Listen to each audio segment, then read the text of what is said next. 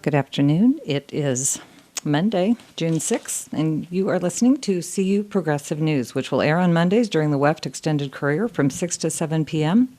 and on UPTV on Thursdays at 10 p.m. It can also be heard weekly on WEFT's podcast and seen on UPTV's YouTube channel.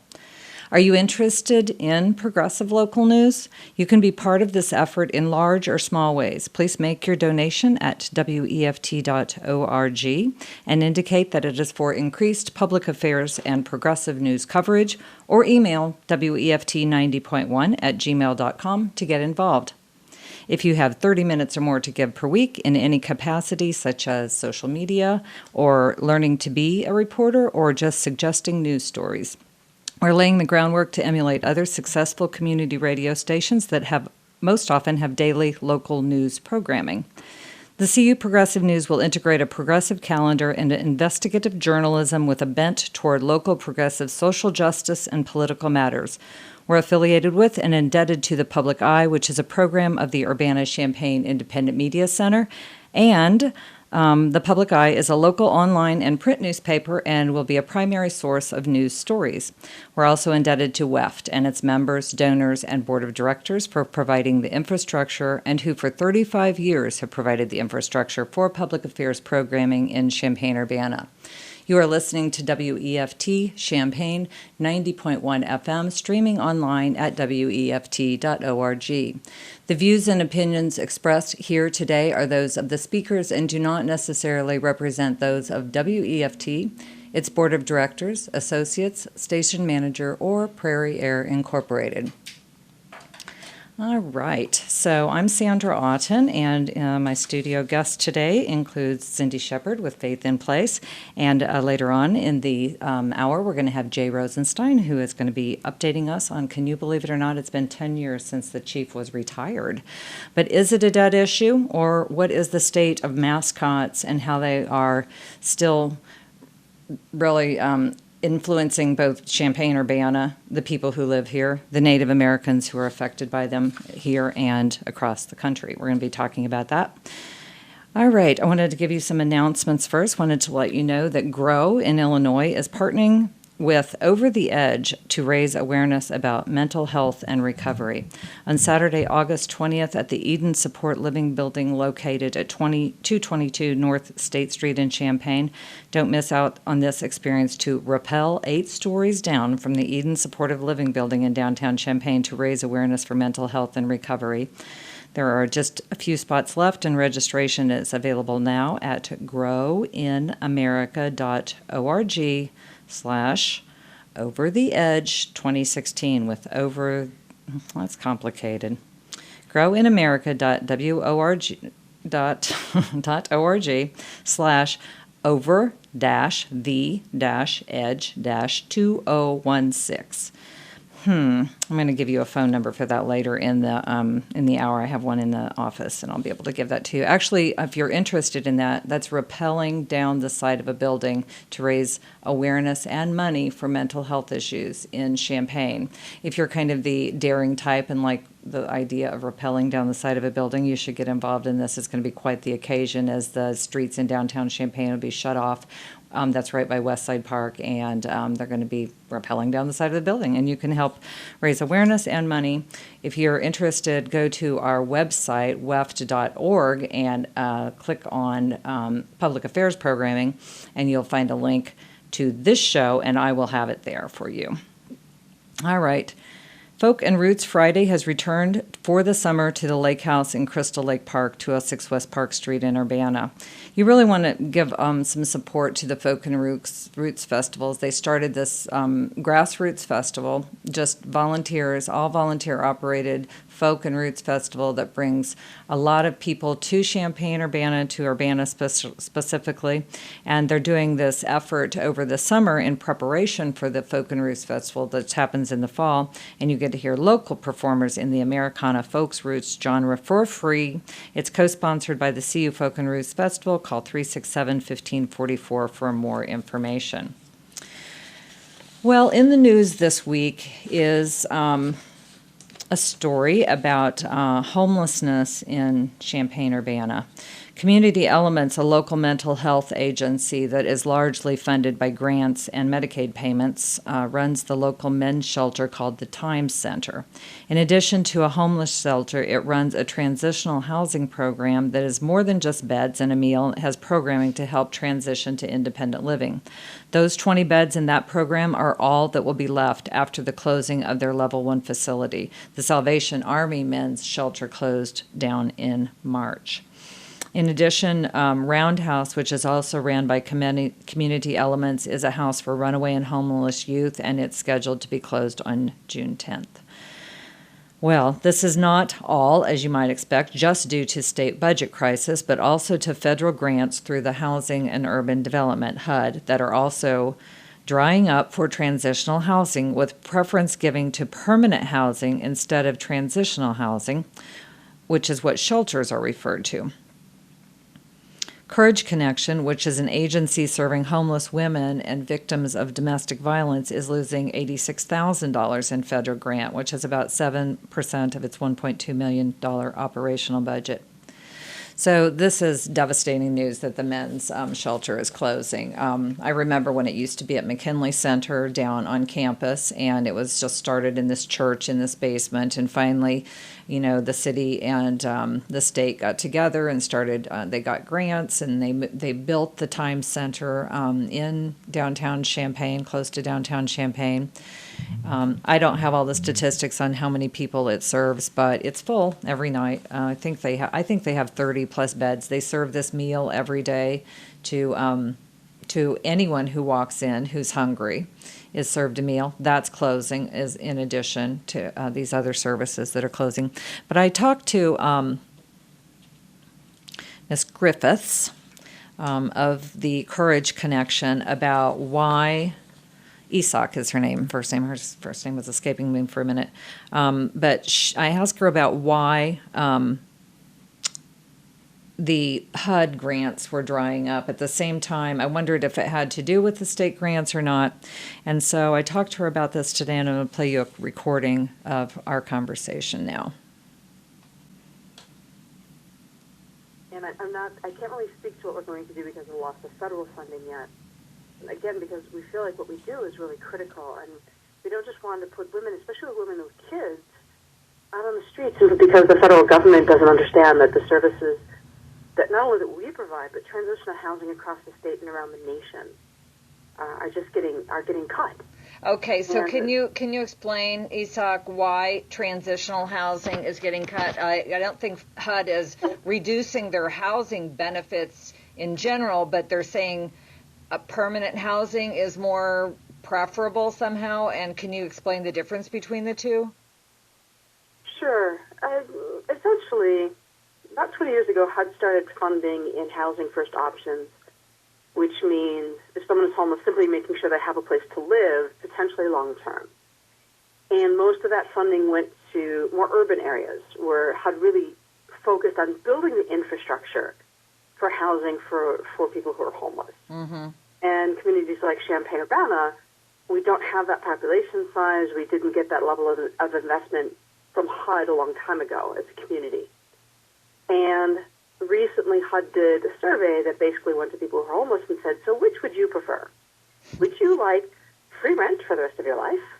Or would you like, help with your rent for the next 2 to 5 years? Or would you like a program that helped you in terms of employability, in terms of your education, in terms of building your life skills, so that you can afford rent at a higher level over time?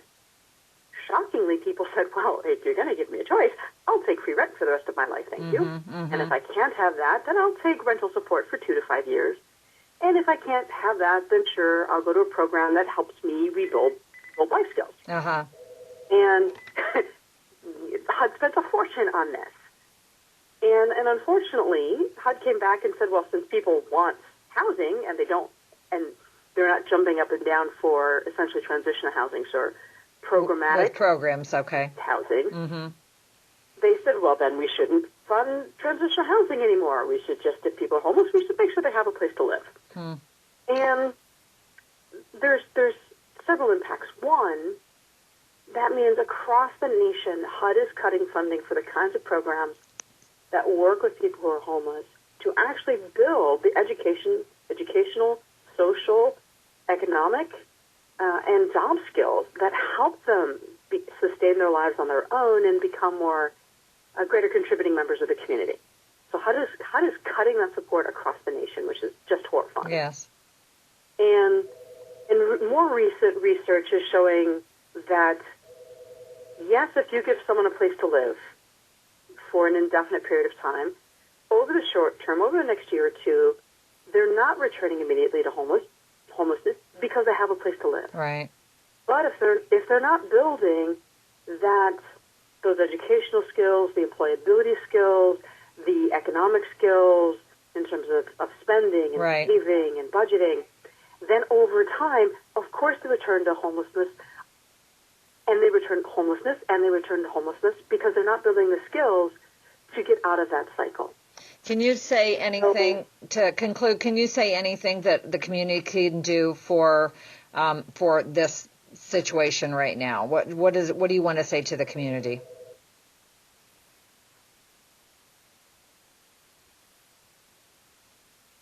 Fight Springfield. First and foremost, we need a budget, and then reach out to your legislatures, our legislators on the federal level, because if we can't cut resources to people who are in need and expect community to somehow absorb that. Right. It's fail, and then punishing them because we set them up to fail. Right. So advocate for the people in the community who need your help. Through Springfield right now. Endlessly. Right. I'm sorry? Through Springfield right now is what you'd suggest is where to put your energy. Through Springfield and through Washington. And then think about what you can do, what your gifts are in the community, and how you want to give back in a way that's sustainable and over time that gives an impact, and find an agency where that's going to be a benefit. Right. Because regardless of which human services agency you help in our community, you're helping our clients. Right. And I'd rather that you find that place where you can give back where there's a really good fit, because right now there's so many people who need help in so many ways. And with the right kind of support and the right kind of opportunity, people can build their lives so that in the future they can help someone else. Right. That's happened to me, and I know it's happened to you. So thanks for sharing, and I will be in touch with you. Thank you for being part of the community, Isak. Thank you so much for being willing to have this conversation. Okay, bye-bye. Bye-bye. That was Isak Griffiths, not Isak, as I misspoke her name there. All right, so that was Isak with Courage Connection telling us why the HUD grants are drying up for transitional housing. It sounds like just a perfect storm of devastation. Cindy, I'm going to ask you to just scoot on in here a minute so we can have a conversation. Let's go right even further. There you go. Great. All right. Cindy Shephard is my guest in the studio this afternoon. And Cindy's with Faith in Place, and we're going to be talking about the Clinton Power Plant and some legislation that's been happening over in Springfield around the Clinton Power Plant, around Exelon. Am I pronouncing that correctly? That's right. Okay. All right, got to get your mic on. There you go. All right, so background. So Exelon has been operating the Clinton Power Plant, which is a nuclear power plant, for who knows how long, 20 plus years, forever. It's been in operation for 50 years, I believe, if that's right. Does that seem right? Yes. Yeah, I think that's what I read. And Clinton power plants have a term life anyway. They're not going to last forever anyway. And so there's a lot of debate about how long this power plant should stay open. There are other power plants shutting down across the nation. Some groups believe that nuclear power is not clean, and we shouldn't be doing it because of the shelf life of the nuclear waste, and because of the possibility for tragedies like what happened in Japan. And because we're sitting on a fault line here, we're on a fault line for a New Madrid fault line. For an earthquake. But some groups believe that nuclear energy, is the only way that we can go to have sustainable clean energy, because if we don't have nuclear energy, that we'll have coal or what's the other? Natural gas. Natural gas, Fossil fuels. which are both more devastating to the environment in a current way, even though who knows what will happen with the nuclear waste. Do you know where the nuclear waste gets stored from the Clinton power plant? It's stored on site, I believe. It is. Huh. Okay, so the thing of it is that Exelon well, tell us about the legislation. Okay, I want to back up just a little bit Okay. and remind everyone that the Obama administration's Environmental Protection Agency put forward a clean power plan about 2 years ago, saying that states need to come up with a way to cut their carbon emissions substantially. And there's a timeline, a certain amount by 2030 and a certain amount by 2050, I believe. And but saying that states need to figure out how to do that and giving them the freedom to do that. Now, that's been put on hold for temporarily through a Supreme Court decision right before Justice Scalia died, the last decision. Put it on hold for a little bit, but states are moving ahead by and large, and Illinois had some options on how to fulfill that mandate from the EPA. So one of the things that happened is that a group of environmentalists and faith groups, legal people, got together and had a bill called the Illinois Clean Jobs Bill, which had broad bipartisan support in both the House and the Senate. And it was backed from the very beginning. Carol Ammons co-sponsored that bill. Scott Bennett signed on to it this year as a co-sponsor as well. And it had a lot of support, but the problems in Springfield with the budget and the kind of chaos and turmoil that's been happening there kept the bill from advancing. And so as the time ticked down to the May 31st end of session, then Exelon and Con Ed, the utility that's primarily in the Chicago and northern Illinois area, Kind of brought the forth this. Ameren equivalent. Yes, yes, and they proposed this other approach to cutting carbon, and which involved bailing out these two power plants that Exelon has been operating.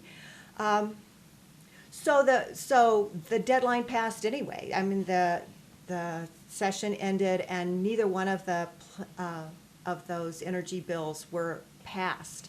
So talks are ongoing now to find a way for Illinois to move into a clean energy future that will cut carbon pollution and protect the environment, will benefit our economy by providing jobs across the state of Illinois, and be fair. I mean, environmental justice is one of the issues that Faith in Place especially, but is working to have included. So talks are ongoing now, and there seems to be some positive movements that we might be able to come to some sort of agreement about a way forward. Okay, so back up to why Exelon wasn't funded anyway. So that didn't happen before the end of the legislation. Right. And so this is devastating for Clinton right now, for the area as far as jobs, because it brings the end to the Clinton power plant. If nothing else happens, Exelon Right. says that they are closing it down. Well, that's the threat, and it may in fact come to pass, but it's very possible that some compromise can be reached, and I would not say it's a done deal at this point. Right. And certainly most people in the area don't want it to be a done deal. Right, because it could be devastating for us locally, for Clinton, certainly for the counties west of here. And so in this negotiation, though, you with the people, there's a coalition besides just Faith in Place, but the Illinois Clean Jobs Act, or what is Coalition. Coalition. So there's groups group of people who are the Illinois Clean Jobs Coalition, who are trying to lobby and bring forth introduce some compromise in the legislation that would allow for some funding of wind and solar. Yes, the big problem for renewable energy in Illinois has been that the renewable portfolio standard, which mandated that utilities purchase a certain amount of renewable clean energy like wind and solar, geothermal. That was broken. Okay, So it just wasn't. It just didn't work as it was designed to work, and that needs to be fixed. And it can be fixed legislatively. So that's a very important part of any compromise bill that will be coming forward.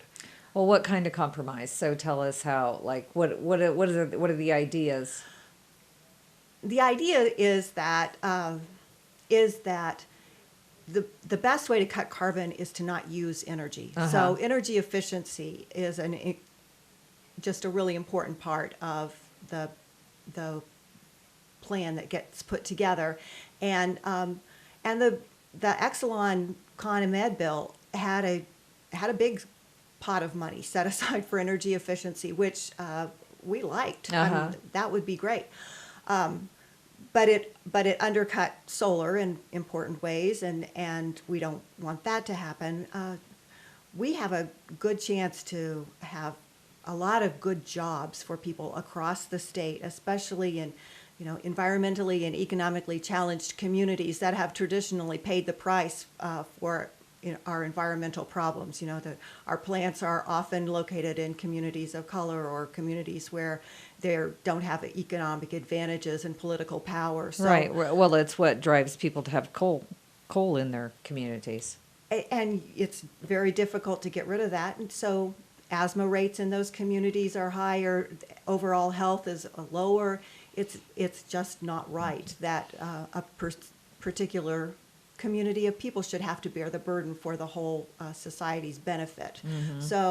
So it's very important for us as Faith in Place's role in this coalition to keep that in the forefront, that we need to have environmental justice happen and that we need to protect our vulnerable citizens, children and elderly in those communities, especially, and that we need to have the benefits of a clean, green economy in Illinois extend to all communities so that everyone benefits from that. And so our job is to bring that moral voice to the table, but we are so happy to be working with a lot of people that have very important legal and legislative expertise, the at Sierra Club Environmental, the Environmental National Defense Fund.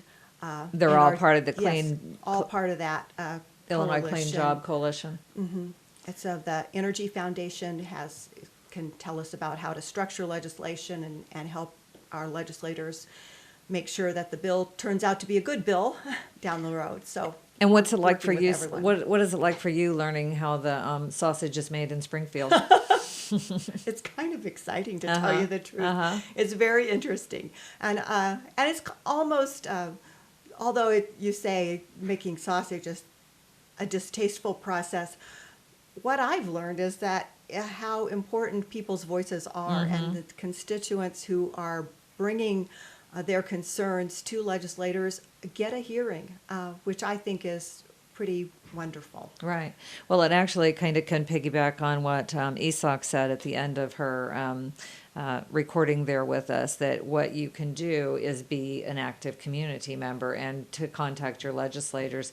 And really, it is an interesting process, and I really am encouraging our listeners and viewers to think about, like, how can you get involved at this point? So tell us about if they want to start educating themselves on the Illinois Clean Job bill, because it is a time when you're not in negotiation right now, but you're preparing, I imagine. So how can people get involved? How can their voices be heard? One way is by going to the Faith in Place website, www.faithinplace.org, and there are program updates. Our policy director, the Reverend Booker Vance, has just written a policy update about where we stand now with the energy policy in Illinois, so you can learn about things there. There's also an opportunity on that website to take some action, to email or to contact legislators. It's very important that our legislators who are doing the right thing, like Carol Ammons and Scott Bennett, get support from their constituents and their encouragement to stay strong as these negotiations go forward. All right. So anything else environmentally you want to bring us up to date on? You've been following a lot of environmental issues with your job with Illinois Faith in Place. Well, I guess I'd like to piggyback off what your earlier interview said. You know, you start where you are. Start with whether that is by taking care of the landscape around you and encouraging native species and increased wildlife and Right. taking care of your own energy consumption. We're having a workshop on the 29th of June to help homeowners cut their utility energy consumption and utility bills. And we're partnering with the Sustainability Office of the City of Urbana to help people figure out how to benchmark and tweak and improve that. Yeah, it's funny that, you know, on one hand you think, well, how much difference can the little things really make that I do? But even if, well, of course it matters because it all adds up. But just because we have the ability to pay for it and to enjoy hot showers that last for 20 minutes or whatever, you know, that there isn't a need to, that it really everything, if you do watch your footprint, it really does make a difference. I like to joke about that my dad always, all the while I was growing up, he was like, you know, turn off the lights, and turn down the heat and turn off the lights. And then, and you know, I left the lights on when I left the house, and he said, "That's what's wrong with the problem. That's the problems of the world are caused by that." And that was always my quote whenever I was kind of joking about my dad. Oh, that's what's wrong with the problems of the world are caused by that. And then I read it in a magazine about conserving energy, and you know, and it was just validating how important it is to turn off the lights when you leave the room. I was like, Dad was right about that too. So it really is true. And you know, we had a show on here a couple weeks ago where the Prairie Rivers Network was here, and we were talking about the coal ash in the Vermilion, in the Middle Fork of the Vermilion River, and another just part of the devastation to the environment with that, and how important it is to watch that. Prairie Rivers Network is a great organization locally to get involved with and to find out how you can make a difference in waterways. And one of the things I told them is I think anybody who votes on legislation that has to do with the rivers and coal, etc., should have to kayak down the river. Absolutely. That's a great idea. It really is. It's paddle politics. If you have not kayaked down the river, then you really shouldn't get to vote on the legislation about the river. That's my rule. All right. And also, just to plug also, a couple weeks ago, we had someone on about bicycling. And I am taking a vacation this year on a bike. I'm going to ride 400 miles myself on a bike for a week. And, good for you. Yes. And I've been mostly commuting to work every day. And it is something that a lot of people think they can't do. But I thought that for a long time, too. And it really does so much for my heart and soul and for the environment at the same time. So there's a lot of ways that you can integrate better care of the environment that are not going to be difficult. One of the resources that we're going to be looking at in that workshop on the 29th, which is also on the Faith in Place calendar on the website, is called Lose 5,000 Pounds in 3 years or something like that. But it's about going on a low carbon diet for your home. So it really is important, and it's amazing how many pounds of carbon don't go in the air when we do things like ride our bikes to work instead of taking the car. And so on. Yeah, very good. Well, thank you for being with us. Cindy Shephard is my guest today. She's with Faith in Place, and she's talking to us about the Clinton landfill, the Clinton nuclear power plant, and Exelon, and the bill that didn't make it out of the legislation before the end of the fiscal year, along with our budget. And that still leaves us room for influencing our legislators to make sure that there is some resources in that bill for renewable resources instead of just for nuclear. And before you go, I do want to ask about the fact I think one of the arguments about that is just simply that with wind is already subsidized quite a bit. That's what the people who are pushing for the fact that that should be more subsidized. They say that they can't compete against wind energy now because it's so subsidized. I think that wind, because of the lack of a concrete renewable portfolio standard, wind investment has fallen in Illinois, while it's gone ahead in many other states, but we haven't provided the undergirding for wind or solar, which we need to do. We need to make that a good decision, a business decision, as well as a decision for the environment and for people's health. I don't think wind can be a bad thing. I just can't imagine that that's going to be a bad resource. So, okay, thank you for your input today. Thank you, Cindy. Thank you. All right.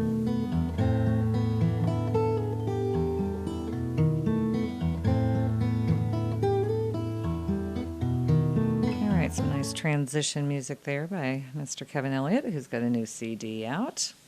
All right, you are listening to WEFT Champaign 90.1 FM, streaming online at WEFT.org. The views and opinions are those of the speakers and do not necessarily represent those of WEFT, its board of directors, station manager, associates, or Prairie Air Incorporated. We have just been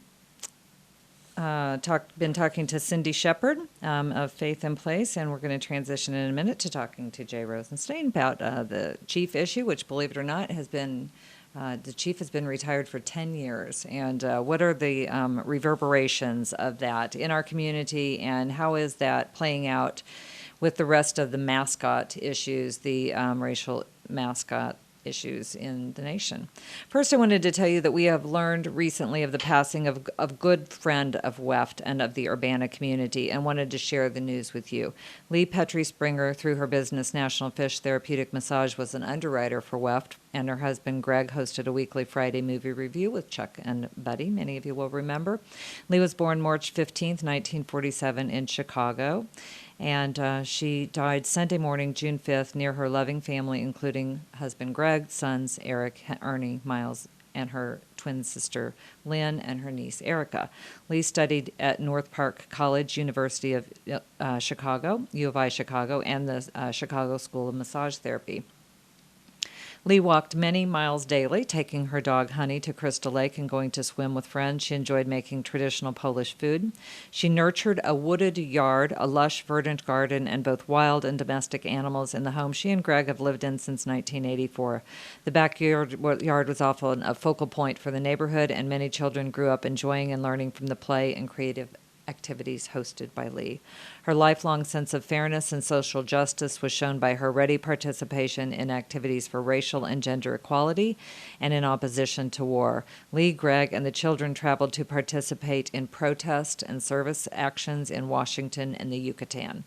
Before and after marriage, Lee traveled and lived in many places, studying Spanish in Guatemala, working as a nanny in Amsterdam, and spending time in Yugoslavia, Italy, France, New York, and elsewhere. She was an avid and able practitioner of Tai Chi and a diligent student of Buddhism. She always would be cherished for her open hospitality, boundless energy, and a selfless love that gave great joy to many. A memorial service for Lee will be held at the First Mennonite Church in Urbana on Saturday, June 11th at 11 a.m. And 1 year from now, a celebration of her life is planned at Crystal Lake. Memorials may be made to the Tibetan Nuns Project in Seattle and Guiding Eyes for the Blind in Yorktown Heights, New York. Rest in peace, Lee, and our sympathies to Greg. All right, so Jay, scoot on up to the microphone there. Here I am. Is my mic on? Yep. Oh, thanks. Yeah. No, it was not. Thank you for... You're welcome. Yes, Jay did the show from the Joshua Tree Inn for many years. I think you did it for 10 years before. No, it was probably 7. 5 or 6. And, Okay. It was a folk music show that you started on Tuesday did. nights from 6 to 8 and has since been inherited by my husband, Kevin Elliott, who's but been doing it my for 20 version years. was better. Oh, Right? I don't know. I wouldn't go that far. Okay. All right. It was good, though. We have a long history then with Jay and WEFT. But Jay is known for having created the documentary In Whose Honor, which explored all the controversy around Chief Alina Wick, who was a mascot for the University of Illinois since, I don't know, when did the Chief start? Back in 1926. 1926, and lasted until 2006, I guess. 6 or 7. I'm not sure what the official date is. And I wanted to have you on because still in the News Gazette, which is the other alternative to progressive news, they still are hanging on to language that just makes you believe that the chief has not even been, the issue isn't settled yet. And also, I know they own, the university owns rights to the chief and image rights of some sort, and they don't enforce those. I know that's one of the ongoing issues. So all of the drinking Illini stuff that happens around St. Patrick's Day, etc., always have chief logos on it. Tell us how it. Tell us the. I know that's kind of the history of it. Well, you can tell a little bit more about the history. Well, actually, I can clarify the logo legal rights thing if you're interested. Yes, I am. Excuse me. What the university has is they have a trademark on one thing, and that's the former logo, which was the round chief head. Yes. Okay. So they own the trademark on that. And that's it, just that. Now, the trademark law is sort of interesting in that if you're not actively using the trademark, you could lose the trademark. Now, I honestly was always skeptical when I heard that excuse, and I thought the university was just using that as an excuse. But I actually have an old friend who's married to an expert in trademark law, and I emailed her and found out that really is true. So the university is actually required to still sell some items with that logo on there in order to hold on to the trademark. Now, the law doesn't specify, if there's like a minimum amount you'd have to do. Like, because I thought, well, sell one shirt. But supposedly the government or the trademark boards or whoever is in charge of that watches that somewhat closely, and you really do have to be actively using it. So it is a use it or lose it kind of situation. So that's the reason why the university still really has to sell some of that stuff. Now, their compromise is they only sell it online. They don't make it available in stores, so you can only order it online. So that's one way they feel they're limiting the access to it. So that's it. So anything else around the chief there's no trademark ownership. So like when you go out on Unofficial, you see all these shirts with headdresses and all that. Well, none of those are trademarked. So people, they just make their own. Okay. But that's another issue, and I've talked extensively with our chancellor about doing something about that, and she and I are sort of in disagreement as to what should be done about that. Who is the chancellor now? Barbara Wilson is the interim chancellor, and a permanent chancellor will be hired sometime this summer. It's not known whether or not she's a candidate or not. So you follow the Redskins issue and all the. Oh, sure. Yes. So tell us about how it is in the nation. Are there any professional teams? How is it with other college teams? Is there any headway been made with eliminating other mascots? Well, in the professional ranks, there was an unfortunate thing that just happened, which is, I don't know if you know this, the Washington Post decided to do a poll to try to poll Native American attitudes about the name Redskins, among other things. And what they did, which there was a previous poll done by the Annenberg School maybe a decade ago, they followed the same methodology, which is laughable, which is to conduct a poll of a race of people via the telephone. Now, if you can tell me how you can poll a race of people by telephone, I'd be very interested in hearing how that can be done. So naturally, the poll came out, 90% of Native Americans have no problem with the name Washington Redskins. And so, I just wrote a piece for the Huffington Post critiquing that poll, basically saying, no, that's not what it is. 90% of people who on the phone claimed to be Native American said they were okay with it. Again, you have no way of knowing who these people are that you're talking to. So that just happened about a month ago. So that's a thing that started some. Why do you think the Washington Post, and I don't know if you could speak to their motives, but what made them have interest in it right now? Well, there's always interest in that name in Washington. One big reason is because of the law. There was a lawsuit over the trademark protection of the name and logo Redskins. And it's against the trademark law to trademark a racial slur. And so a lawsuit was brought. The first lawsuit was more than a decade ago, was brought by a woman, a Native American woman named Suzanne Harjo. And she won with the trademark board, and then on appeal she lost. And she lost on the appeal because some technicality that she waited too long to bring the suit. So they brought a second suit using younger people, and the main plaintiff is a woman named Amanda Blackhorse, and she won again, and so I think she won the appeal. Anyways, it's still going through the courts. If you win that suit, then the team would lose control of that name and logo and all their merchandise, kind of what we were just talking about with the Illini thing. And so, one of the things you have to do to win a suit like that, which is very difficult, is how do you prove that something is a racial slur? Like what is the basis of proving it? And so you get these polls coming out so that you can say, oh, well, this poll proves that really it's not a slur. And so I think, that's why there's always interest in it. And so the team will undoubtedly use this poll as their kind of evidence to say, well, look, Native Americans aren't opposed to it, so it must not be a slur. It'll go on and on like that. And that happened here, that they decided that Native Americans weren't opposed to it. That was constantly an argument here. Well, that's always a debate, and in a way, it's a way of avoiding the debate. And I used to always call it the "I've got a friend" debate, which is always, well, I have a friend who's an Indian, and he doesn't have any problem with it. Everyone has a friend who's an Indian, and so the debate ends up coming down to this. Or they themselves have 1% or something. Yeah, I'm 5% Native. No, and it's always Cherokee. That's the joke. Okay. If you're a white person who claims heritage, you always say you're Cherokee. Okay.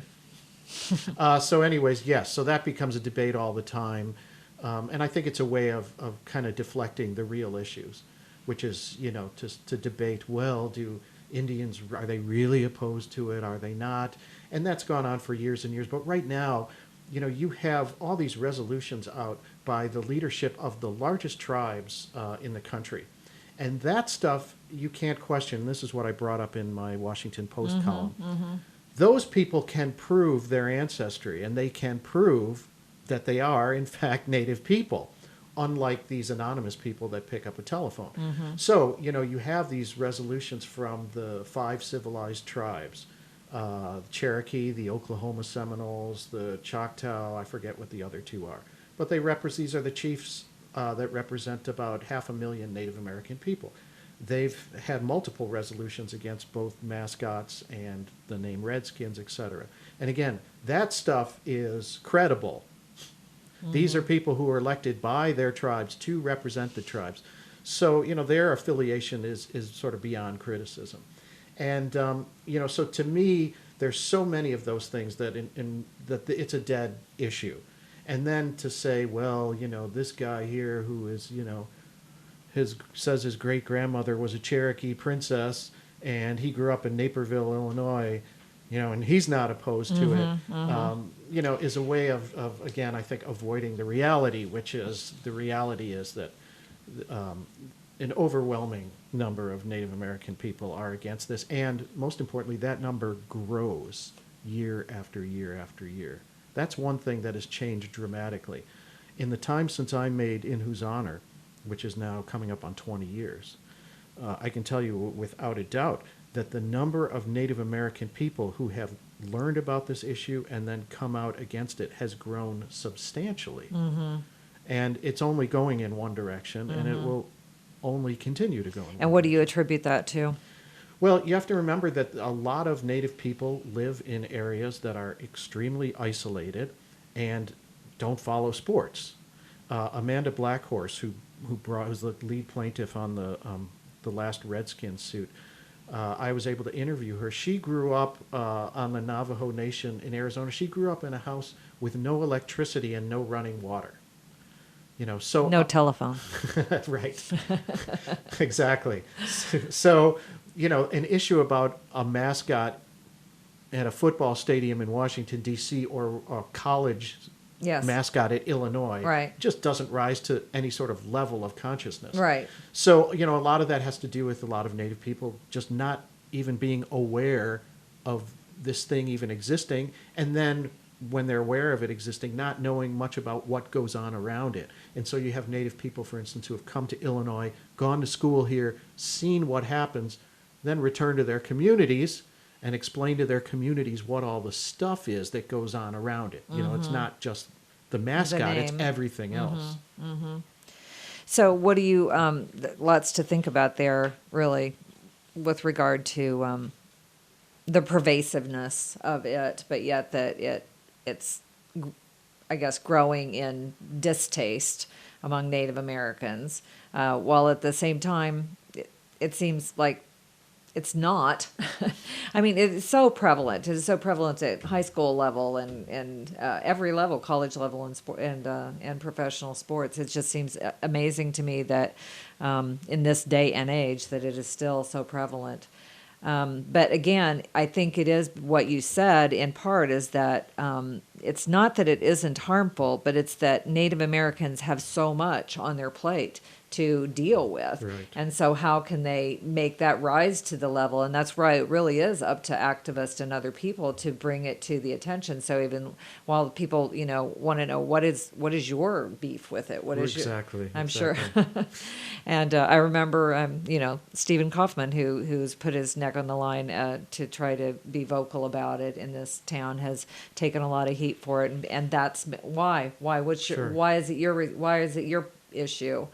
But the reason is because it's what you feel you have the knowledge about it, and it's ethically wrong Yes. to use racial The slurs for reason is masks. it's wrong, and this is a school that I work for, and in some ways it represents me, and I don't want to be represented like that, and Yeah. I don't want to be affiliated with a place that does that.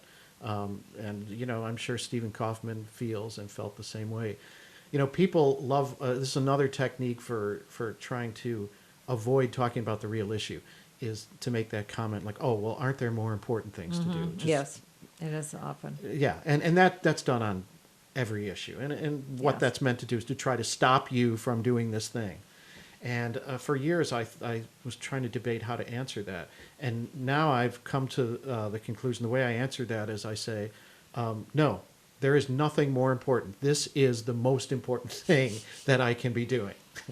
Well, if you are that little Native American girl who's standing next to her mother, as Charlene Teeter's daughter did, Yeah. or maybe it was her son, Both. and feeling the pain of being stigmatized and becoming a racial slur.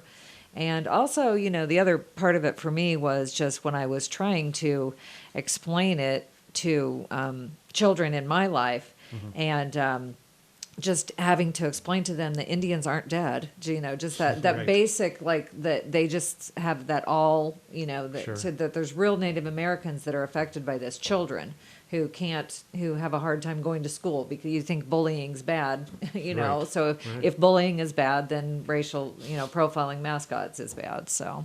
I went through that with my own children, of course, just trying to educate them. And in some ways, you often feel like you're fighting against the public school system, particularly Champaign, Urbana, because my kids have to get exposed to it in their schools. And there's plenty of teachers in the public schools who don't know the difference Yeah. because they grew up in Tuscola and they've always been Illini fans. And Yeah, and this and Tuscola has that. Warriors. That's right. They all have. I mean, there's so many. But you know what I mean. People Yes. who grew up in this area so that they've been part of that for their Yes. whole life, and it makes it difficult to see it in any different way. Can you, before you have to go, can you speak at all about if you think it will do good when they have a new mascot? Well, I think I was in favor of it and still am in doing that. What I was most hopeful is that it would stop the halftime ceremony of playing the Chiefs' music. That maybe we could do something else, because to me that's where the most racist activity takes place, and I don't use that word lightly. And I'm not calling people racist, but I am saying that when you stand there and you fold your arms in front of you and say "Chief," that's a racist act. To do that, is racist. You'd never do that in the face of a real Indian person. And so people still do that, sort of imitating that the chief is still there. So I was hoping with a new mascot, we'd get rid of that music and then that would go away. Well, I supported the chancellor and did what I had to do to help her out on this mascot thing. And then since it passed, I'm suddenly reading that, oh no, we're not going to change the music at all.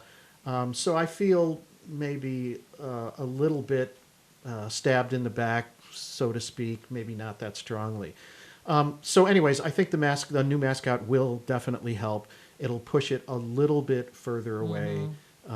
It's going to take a long, but we won't see it gone from the stands or on people's shirts in our lifetime. But we will in another generation. I'm hoping that my kids won't have to deal with it. I think like that, we do. Well, thank you for the work you did around it. Sure. I really appreciate it, and thank you for coming in Yeah, today. thanks for the invite. You're welcome. Jay Rosenstein, who's made the documentary In Whose Honor, talking to us about Chief Illiniwek.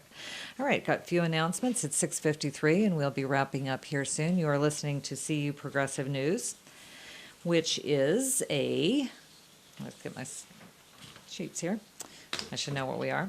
We are a news program airing on Mondays during the WEFT Extended Courier right now from 6 to 7, and on UPTV on Thursdays at 10 p.m. You can also hear us weekly on WEFT's podcast and see us on UPTV's YouTube channel.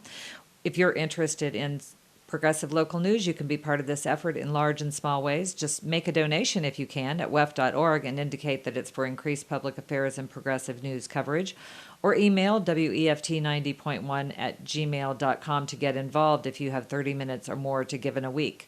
We are laying the groundwork to emulate other successful community radio stations, and there are some, and most often have daily local news programming.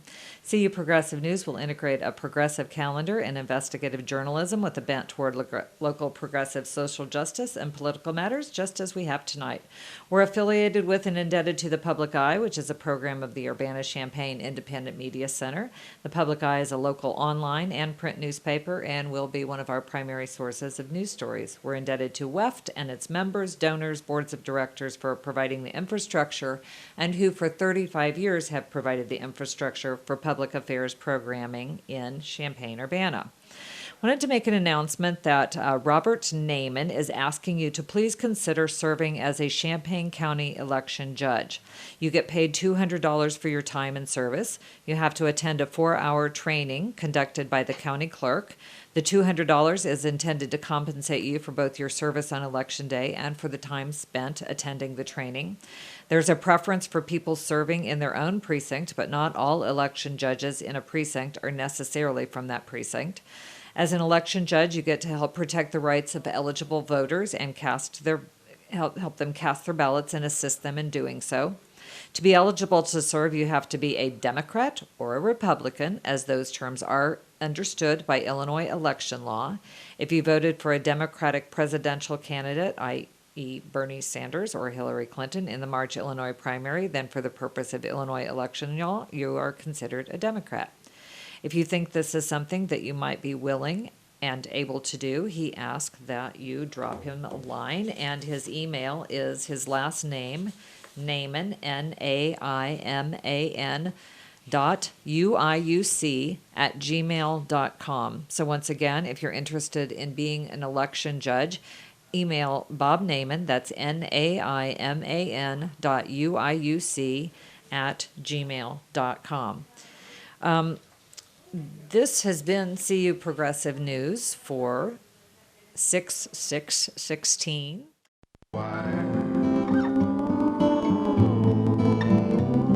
A burst of song, a lover's touch, and the world's on